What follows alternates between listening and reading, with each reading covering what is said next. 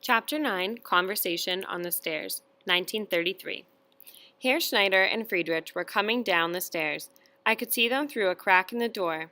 Herr Resch was dragging his weight up the steps by holding on to the banister. On the landing outside our door, he stopped to catch his breath. There they all met. Herr Schneider said hello and was about to go on. Herr Resch did not return the greeting. He blocked Herr Schneider's way. He breathed heavily. His face turned red. Finally, he burst out, "I wanted to talk to you." Herr Schneider said, "Certainly," and made a small bow to Herr Resch. He took the keys from his pocket. "May I ask you to step into my apartment, Herr Resch? I believe it is easier to talk in the living room than on the stairs." With a gesture of his hand, he offered Herr Resch precedence. Herr Resch refused. "Never again will I set foot in your apartment," he said. "I am just as glad I met you here.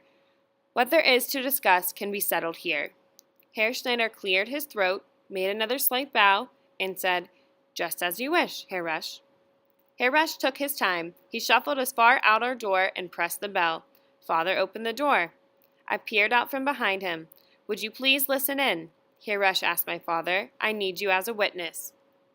Father stayed in the doorway without saying a word. Puzzled, he looked from Herr Resch to Herr Schneider and back. Herr Schneider looked at my father and shrugged. Friedrich clung anxiously to the banister. Herr Resch took a deep breath. He coughed once more, breathed deeply. "I hereby give you notice for the first." He finally spluttered. No one said a word. Only Herr Resch's excited, gasping breaths were audible.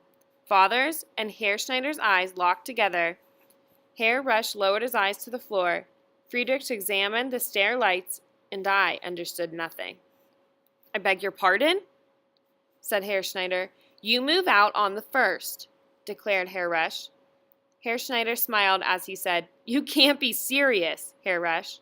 "But you can't do that, Herr Resch," my father interrupted. "Herr Schneider has his rights as a tenant." Herr Resch shot a mean glance at my father. "I didn't ask you to support this gentleman," he snapped. "You are supposed to be a witness, nothing else." My father cleared his throat. "You cannot order me to be quiet, Herr Resch. Do not count on me as a witness." He pushed me back and slammed the door. But we stayed behind it to listen. Politely, Herr Schneider took the conversation up again. "It really isn't done to give me such short and unexpected notice, Herr Resch." Pretending to cough, Herr Resch replied, "You will see, it can be done." Herr Schneider inquired, "And may I ask why you are giving me notice?" So loud that it reverberated through the whole house, Herr Resch's shout was, "Because you are a Jew," and we heard him stamp down the stairs.